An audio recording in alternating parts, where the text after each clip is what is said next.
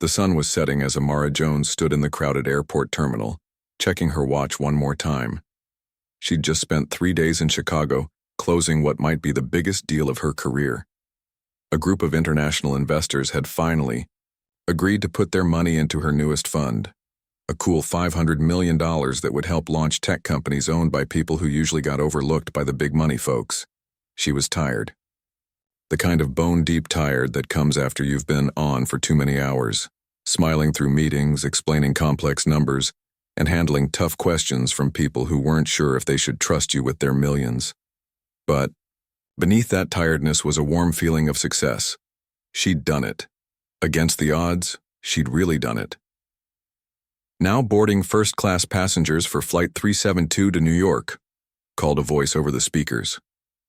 Amara picked up her sleek black carry-on bag and joined the line. Her high heels clicked against the airport floor as she handed her boarding pass to the gate agent, who barely looked at her while scanning the document.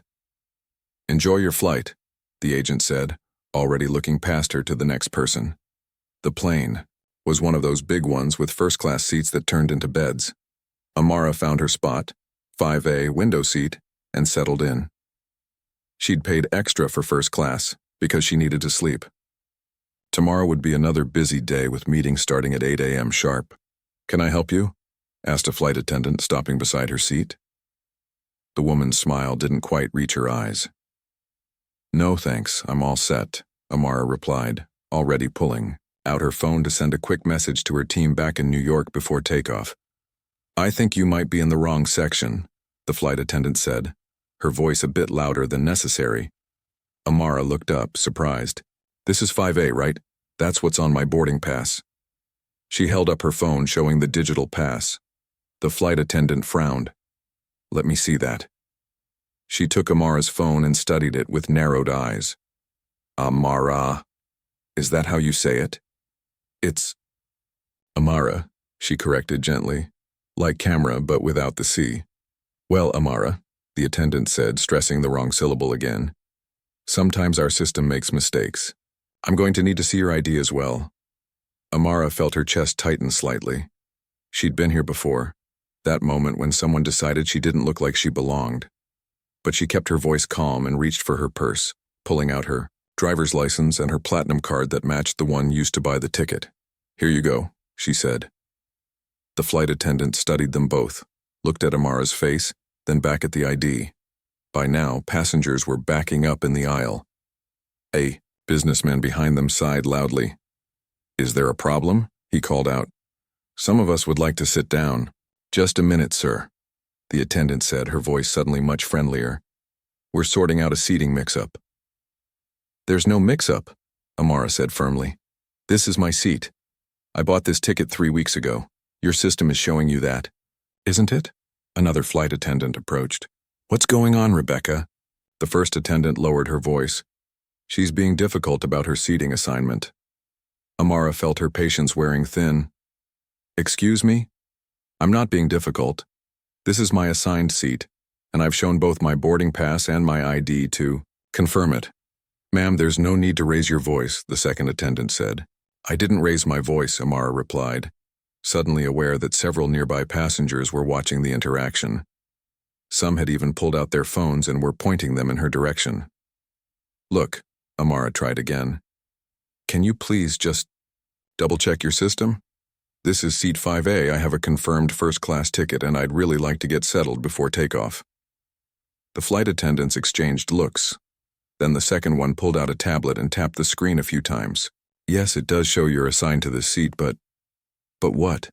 Amara asked. "There seems to be a flag on your reservation." "A flag? What does that mean?" Neither attendant answered directly. Instead, the first one said, "I'm going to have to ask you to come with me to sort this out at the gate." Amara shook her head. "No, I've already boarded. If there's an issue with your system, you can sort it out while I stay in my assigned seat." The first attendant's face hardened. "Ma'am, if you won't cooperate, we'll have to call security." "Cooperate? I've shown you my boarding pass and ID. The seat is mine, your system confirms it. What exactly am I not cooperating with?" By now, several passengers had their phones out recording the scene. An older woman across the aisle spoke up. "She hasn't done anything wrong. Why are you giving her a hard time? The flight attendants ignored her. The second one was already on a phone, speaking quietly but urgently. Amara felt her heart beating faster, but she kept her face calm. She'd worked too hard to be treated this way. 5 minutes later, 2 security officers boarded the plane and approached her seat. "Ma'am, we need you to come with us," the taller one said. "Why?" "I have a confirmed ticket for this seat. We can discuss it off the aircraft. I'm not leaving, this is my seat." What happened next seemed to unfold in slow motion. The security officers reached for her arms. Amara pulled back instinctively. "Don't touch me." But they didn't listen. They grabbed her roughly, one on each arm, and began pulling her from the seat. Her bag fell to the floor. Her phone clattered under the seat in front of her. "Stop! You're hurting me!" she cried out as they dragged her down the aisle. Other passengers watched in shock. The businessman who had complained earlier now stood up. "Hey, take it easy.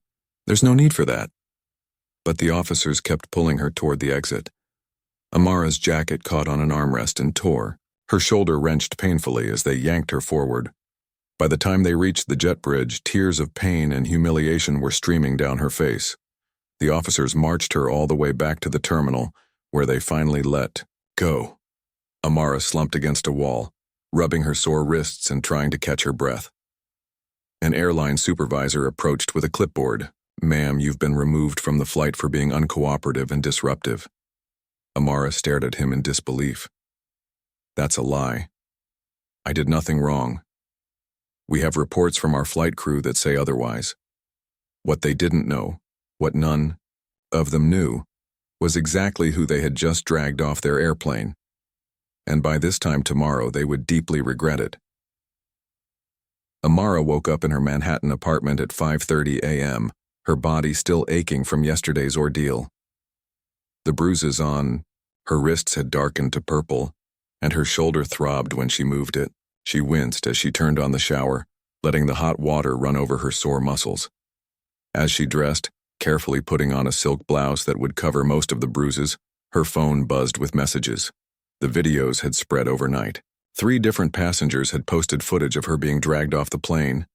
One clip already had over 2 million views. "You okay?" texted her sister Tanya. "Just saw the video, that's awful." Amara didn't reply yet. She wasn't okay, but she wasn't about to fall apart either. Not when there was work to be done. By 6:45 a.m., she was walking into the gleaming glass, building that housed Obsidian Capital, the investment firm she had built from nothing over the past 12 years. The security guard at the front desk jumped to his feet when he saw her. "Ms. Jones, good morning," he said, his eyes widening slightly when he noticed the small bandage on her temple. "Are you?" "I'm fine, Carlos," she said with a tight smile. "Just a little accident. Nothing serious." But it was serious, and they both knew it. By the time she reached the elevator, her phone was buzzing again. News outlets were calling for comments. The airline had released a statement saying she had been uncooperative and posed a security risk, a blatant lie that made her blood boil. The elevator doors opened onto the 47th floor, revealing a vast open space with floor-to-ceiling windows overlooking the city. Obsidian Capital managed over $7 billion in assets, with investments spanning tech startups, real estate developments, and international markets. Amara had spent years building relationships with pension funds, university endowments, and wealthy, individual investors who trusted her judgment implicitly. Her assistant Raj was already at his desk despite the early hour. He stood up when he saw her, concern etched on his face. "I saw what happened," he said quietly. "It's everywhere online. Are you sure you should be here today? You could take some time." "I'm where I need to be," Amara cut him off. "But I'll need coffee, lots of it." In her corner office, she sat at her desk and opened her laptop. Her inbox was flooded, but she ignored the emails for now. Instead, she pulled up the corporate structure of Midair Airlines, the company whose employees had humiliated her just hours ago. The airline itself was a subsidiary of a larger transportation conglomerate called Transglobal Holdings. Amara dug deeper, pulling up shareholders' reports and board member profiles. After 20 minutes of research, she sat back in her chair, a small smile playing on her lips. The timing couldn't have been better. TransGlobal was in the middle of a capital raise looking for $4.5 billion to fund an expansion into Asian markets, and nearly 30% of their current funding came from investment groups that Amara worked with regularly. Raj knocked on her door, bringing in a steaming cup of coffee. "Your 8 a.m. called to reschedule," he said, placing the cup on her desk. "And there are 17 messages from reporters. What do you want me to tell them?" "Tell them no comment for now," Amara said, taking a sip of the coffee. "And get me Richard Chen on the phone." Richard Chen was the head of the New York State Pension Fund, which controlled over $200 billion in investments. He was also someone who had trusted Amara's advice on numerous occasions, helping the fund earn a 12% return last year when most others were struggling to hit 8%. 5 minutes later, her phone rang. "Amara," Richard's voice came through the speaker. "I saw the news. That was you on that flight?" "Yes," she said simply. "Not my finest moment being dragged down an airplane aisle like a criminal." "It was disgraceful how they treated you," Richard said, his voice tight with anger. "Are you taking legal action?" "I'm considering all options," Amara replied. "But Richard, I'm actually calling about TransGlobal Holdings. Your fund has about $300 million invested in them, correct?" There was a pause. "Yes, that's right. Why?" Mid-air. "Is their subsidiary. The same company culture that allowed what happened to me runs through the entire organization. I've been looking into their practices this morning, and I've found some concerning patterns." This wasn't a lie. In the hour since she'd arrived, her team had pulled up multiple discrimination lawsuits against the airline, all quietly settled, out of court. "What kinds of patterns?" Richard asked, his voice now cautious. "The kind that suggest a company that doesn't value people. The kind that might impact long-term growth and stability." Amara said, "I'm not telling you what to do with your investments, Richard. I just thought you should know, especially with their new capital raise coming up." After hanging up with Richard, Amara made similar calls to 6 other major investors. She didn't explicitly ask any of them to pull their money out. She didn't have to. By noon, her phone was ringing again. This time it was the CEO of TransGlobal Holdings himself. "Ms. Jones," he said, his voice strained with forced politeness. "I understand there was an unfortunate incident on one of our flights yesterday." "Unfortunate incident?" Amara repeated, her voice cool.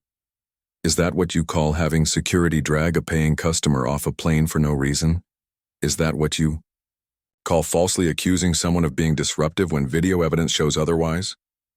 "There appears to have been a misunderstanding." "No," Amara cut him off. "There was no misunderstanding. Your employees made assumptions about me based on how I look. When I didn't back down, they used force, and now your company is lying about what happened, even though there are videos showing the truth." There was silence on the other end of the line. "Ms. Jones, we would like to make this right," the CEO finally said. "Perhaps we could meet."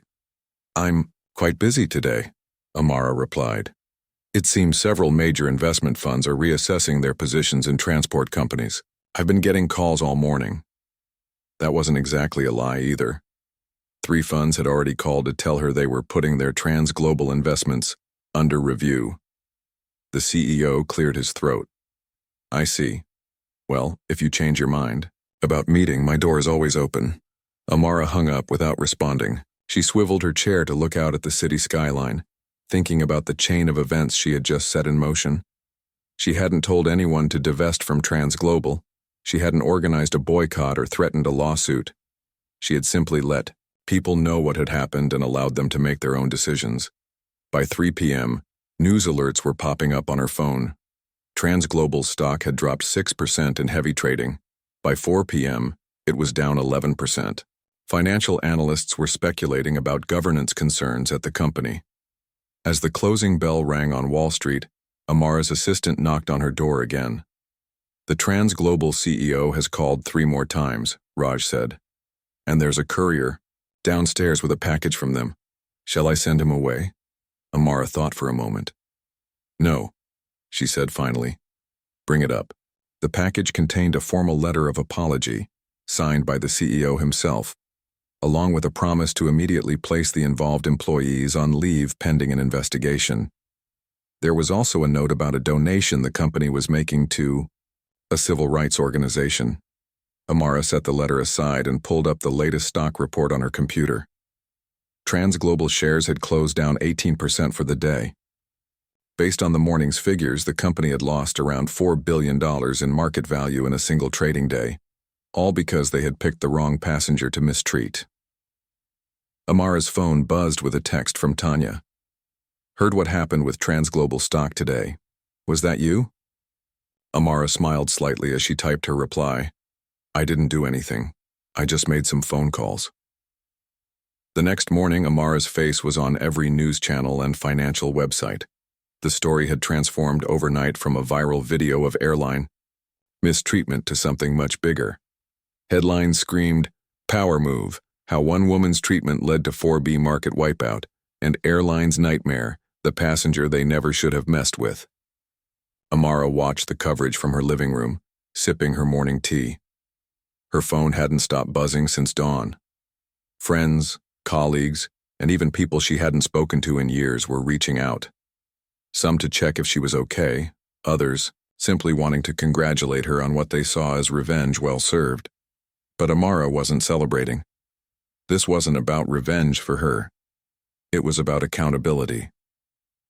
Raj called just after 8 a.m.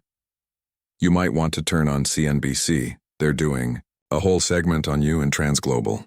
She switched channels. A panel of financial experts was debating the fallout.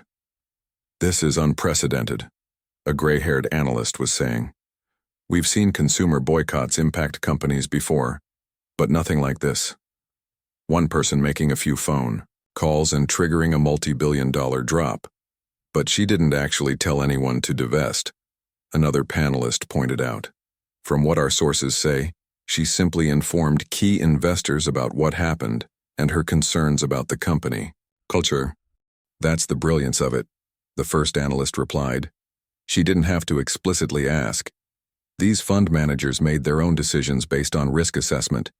If a company treats customers this way, what does it say about their overall governance?" Amara turned off the TV. She didn't need to hear strangers analyze her actions. She had work to do.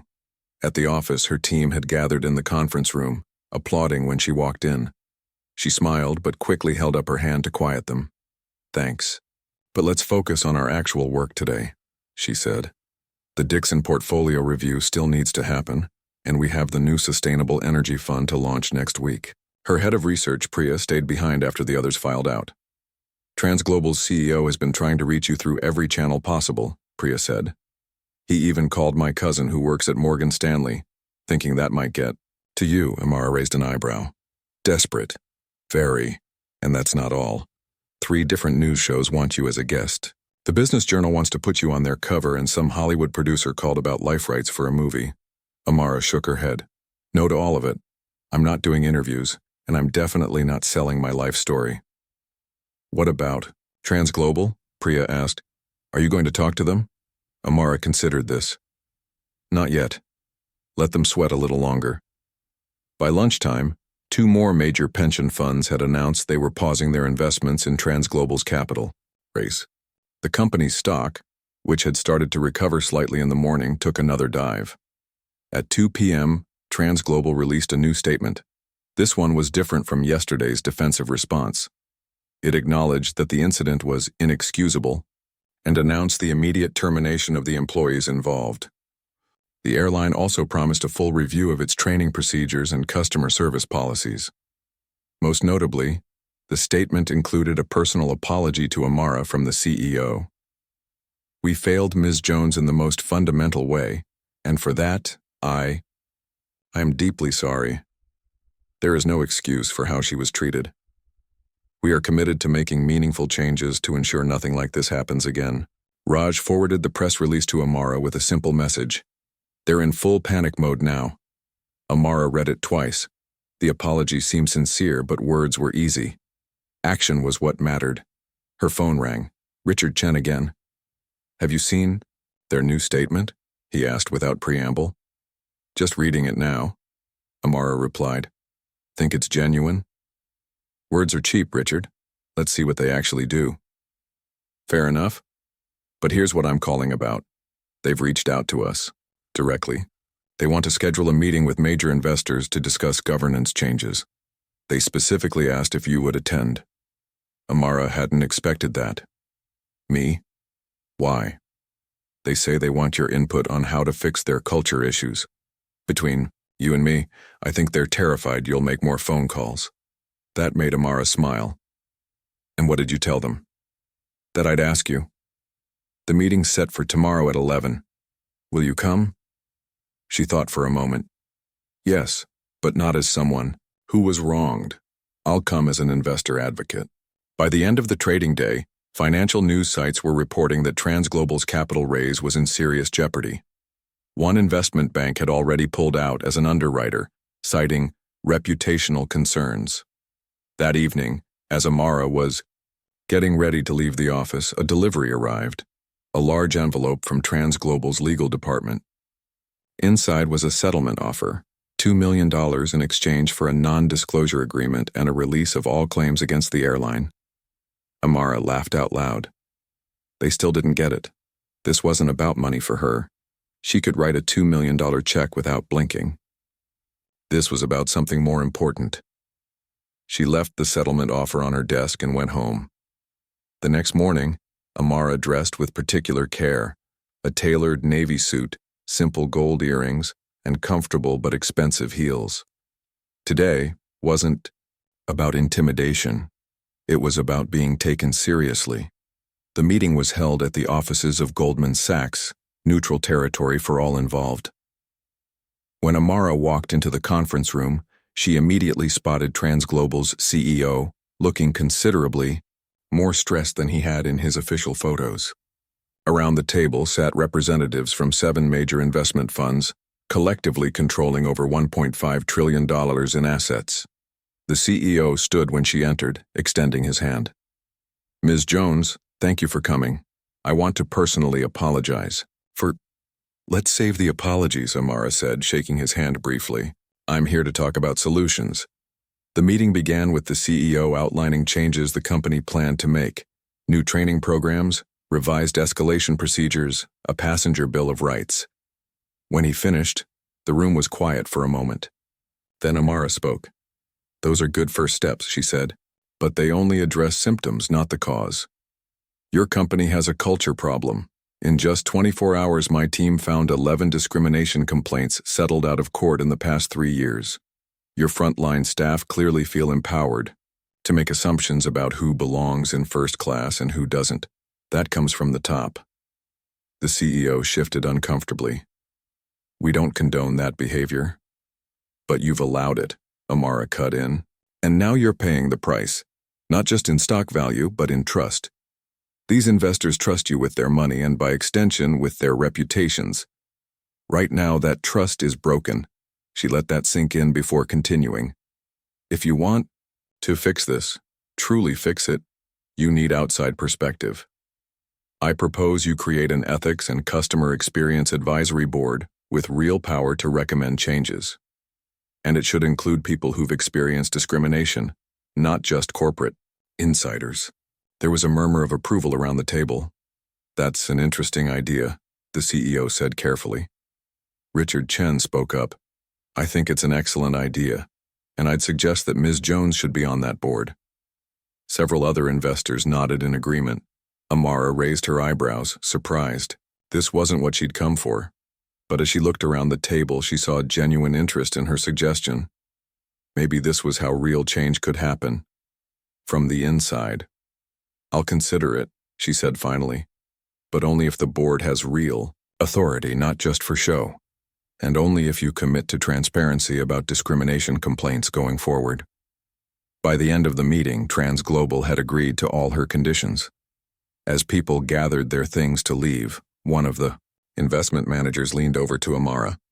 You know, he said quietly, what you did yesterday making those calls, that was impressive. But what you're doing now, that's leadership. Amara smiled. I'm just trying to make sure this doesn't happen to someone else who doesn't have my resources. As she left the building and stepped into the bright sunshine, Her phone buzzed with a news alert. TransGlobal announces major governance overhaul after passenger incident. The first battle was won. Now the real work would begin. In Wayne. The weeks that followed, Amara's story became something bigger than she ever imagined. What had started as a horrible experience on an airplane had turned into a national conversation about power, accountability, and change. The videos of her being dragged off the plane had been viewed over 50 million times across different platforms. News shows ran special segments with titles like When Corporations Meet Their Match and The High Cost of Discrimination. College business classes began using the TransGlobal incident as a case study. Amara tried to keep her normal routine. She still arrived at the office by 7 a.m., still led her weekly investment committee meetings, still took calls with clients who trusted her with billions of dollars. But things had changed. Now when she walked into a room, people looked at her differently. Some with admiration, others with a touch of fear, as if wondering if they might one day end up on the wrong side of her influence. "You know you're officially a legend now, right?" her sister Tanya said over dinner one evening. "My daughter's economics professor used you as an example in class yesterday, called it the Jones effect, when market forces respond to ethical failures." Amara rolled her eyes. "That's ridiculous." "Is it, though?" Tanya pressed. "You didn't just get justice for yourself. You showed that there are consequences when companies think they can treat people however they want." Maybe her sister had a point. For years, Amara had built her career on understanding how money moved through the world. She knew the power of capital, how it could build or destroy. But she'd never used that knowledge quite this way before. 3 weeks after the incident, TransGlobal's CEO requested a private meeting with Amara. They met at a quiet restaurant in Midtown, away from the busy financial district where they might be recognized. "Our ethics board is coming together," he said after they'd ordered. "We've got representatives from civil rights organizations, customer advocacy groups, and industry experts, but we still need you." Amara sipped her water. "I told you my conditions. And we've met them. The board will have actual authority, including review of executive compensation and the power to implement new policies. We're also installing a TU, new reporting system for discrimination incidents that will be publicly accessible." Amara nodded slowly. These were the changes she'd asked for, but she hadn't expected them to happen so quickly. "Why are you doing this? Really?" The CEO sighed, suddenly looking tired. "I could say it's just to stop the bleeding. Our stock is still down 12% from where it was before the incident." He paused. "But the truth is, what happened to you made me take a hard look at the company I'm running. We've had complaints before, lots of them. I always told myself they were isolated incidents, just a few bad employees. But they weren't, were they? It was systematic." "Yes," Amara said simply. "It was. So I'm making changes because they're overdue, and because I don't want to be the CEO who only cared about the bottom line." As they talked through the details, Amara felt herself warming to the idea of joining the board. Maybe this was where she could make the most difference, not just by punishing bad behavior, but by helping to create good systems. "I'll do it," she said finally, "for 1 year. Let's see what we can accomplish in that time." The next day, TransGlobal announced her appointment. Their stock price rose 3% on the news. Amara's inbox filled with messages, some congratulating her, others questioning why she would work with a company that had treated her so poorly. "Are you sure about this?" Raj asked when she arrived at the office. "You don't owe them anything." "It's not about owing," Amara explained. "It's about using this opportunity. I could stay angry and let nothing change, or I could help make sure this doesn't happen to someone else." The first ethics board meeting was scheduled for the following week at TransGlobal's headquarters. As Amara walked through the front doors, she felt a strange mix of emotions. The last time she'd dealt with this company, she'd been physically injured and humiliated. Now she was here by invitation, with the power to shape their future policies. The boardroom was full when she arrived. Airline executives, legal teams, HR representatives, and the other board members. Conversation stopped when she entered, all eyes turning to her. Ms. Jones, the CEO said, standing to greet her. Thank you for coming. Amara took her seat at the table, opening her folder of notes. She'd spent the weekend reviewing every discrimination, complaint against the airline for the past 5 years, looking for patterns and potential solutions. Let's get started, she said. We have a lot of work to do.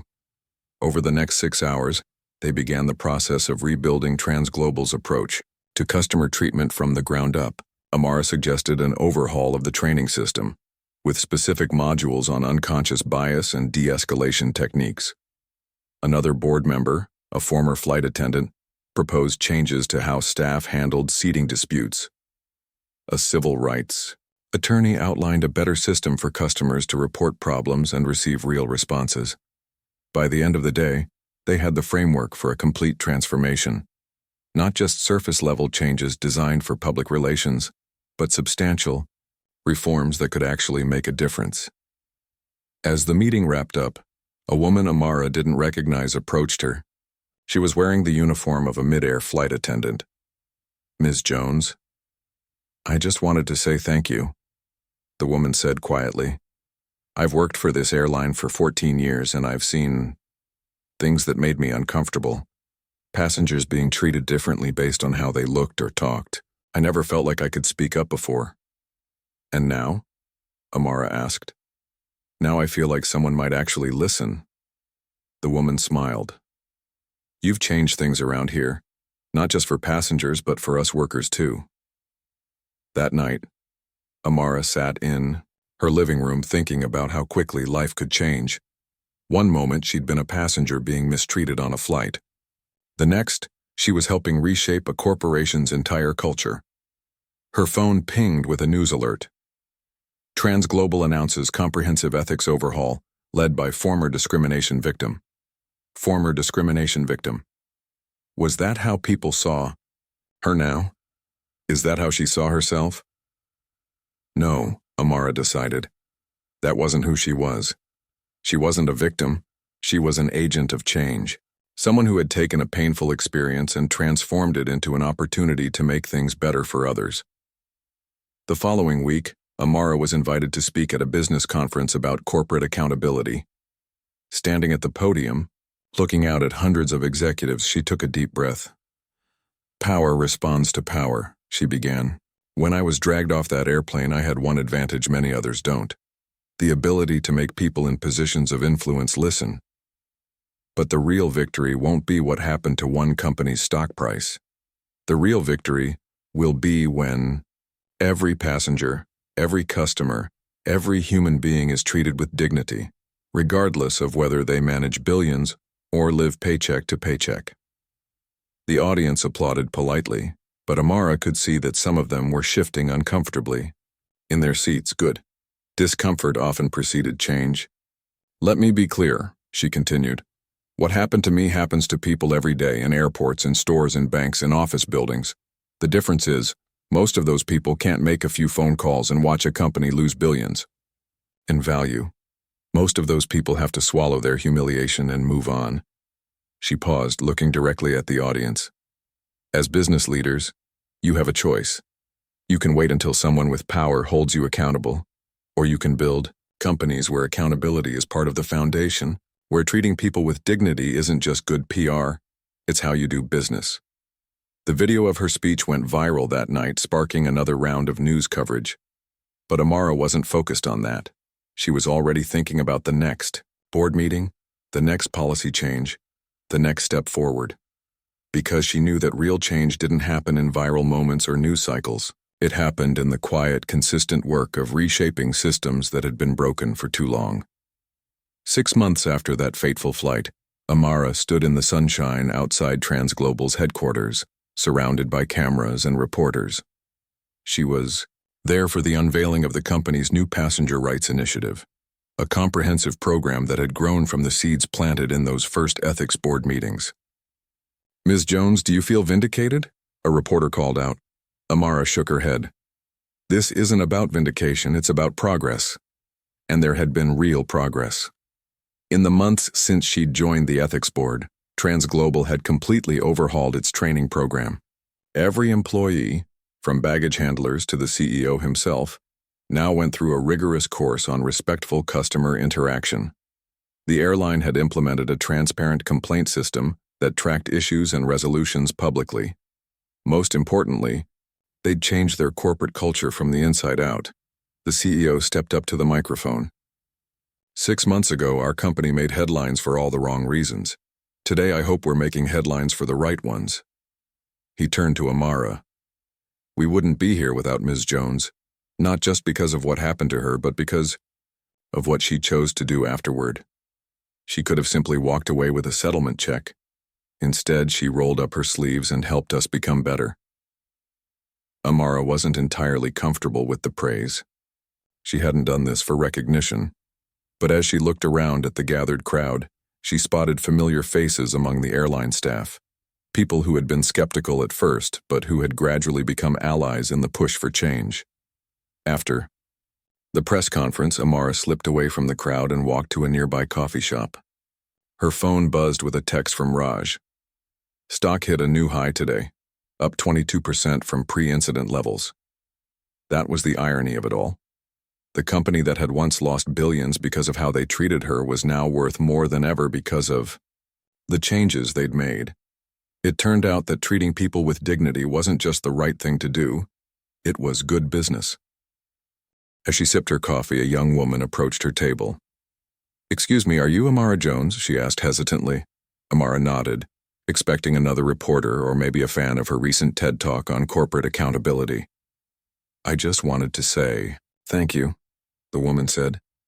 "I was on that flight with you, sitting a few rows back. I filmed one of the videos that went viral." She paused. "I felt so helpless watching what they did to you. I couldn't believe it was happening." "Thank you for documenting it," Amara said. "Those videos made a difference." The woman nodded. "That's why I wanted to talk to you. I'm a law student, and what happened that day, seeing how you were treated and then watching how you handled it afterward, it changed what I want to do with my degree. I'm focusing on corporate accountability now." This wasn't the first time someone had told Amara that her story had influenced them. In the past 6 months, she'd received thousands of messages from people sharing similar experiences or saying they'd been inspired to speak up about mistreatment they'd witnessed or experienced. "That's wonderful," Amara said sincerely. "We need more advocates in that space." Later that evening, Amara called her sister Tanya. "How'd the big announcement go?" Tanya asked. "Good, I think. The media seemed impressed with the changes. The real test will be how it works in practice. And how are you feeling about all of it? Still think the Jones effect is ridiculous?" Amara laughed. "Yes, absolutely ridiculous, but..." She paused.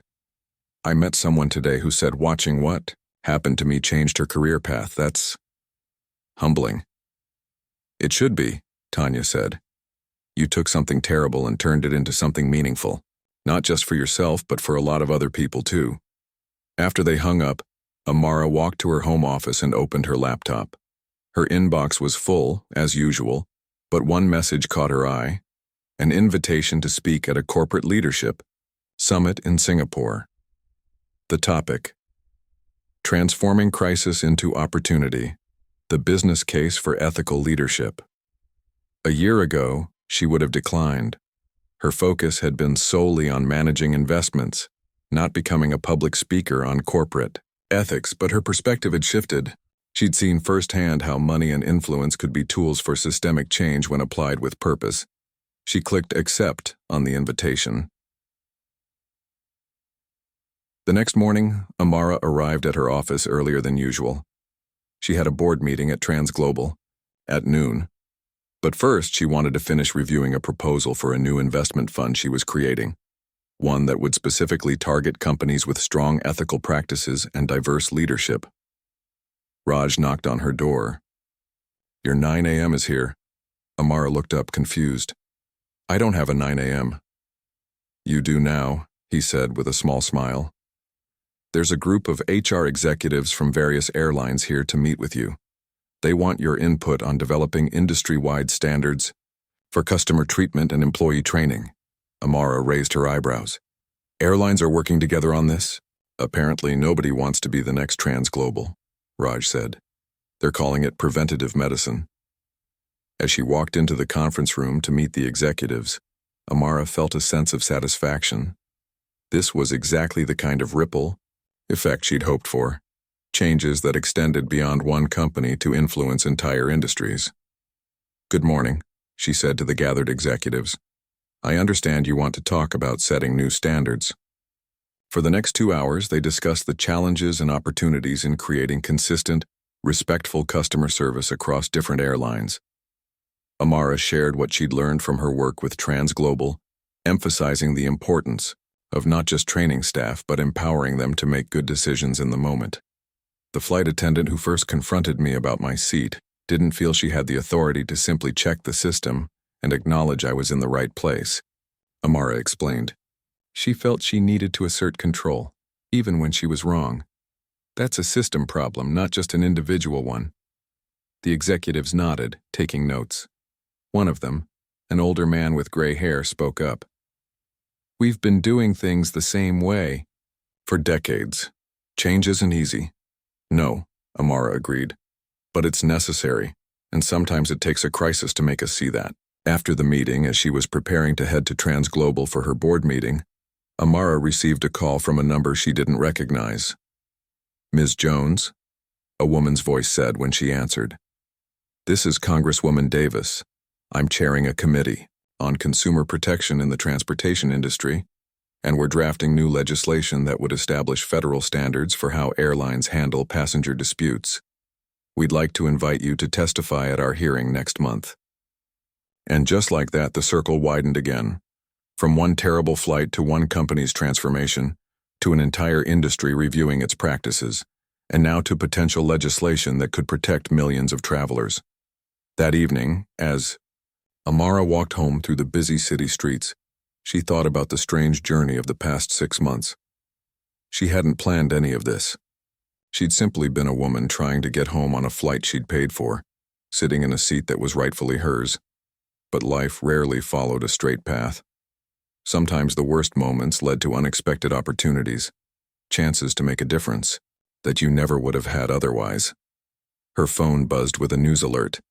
Airlines announced joint initiative on passenger rights, citing Jones' incident as catalyst.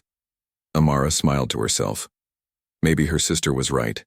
Maybe the Jones effect wasn't so ridiculous after all. Because in the end, this wasn't just about one woman standing up to one company. It was about using whatever power you had, whether it was billions in investment influence or simply a cell phone camera, to hold systems accountable and push for something better. That night, Amara wrote in her journal, something she'd started doing since the incident. Her final words on the page summed up everything she'd learned. Real power isn't in what you can take away. It's in what you can build together. And she was just getting started.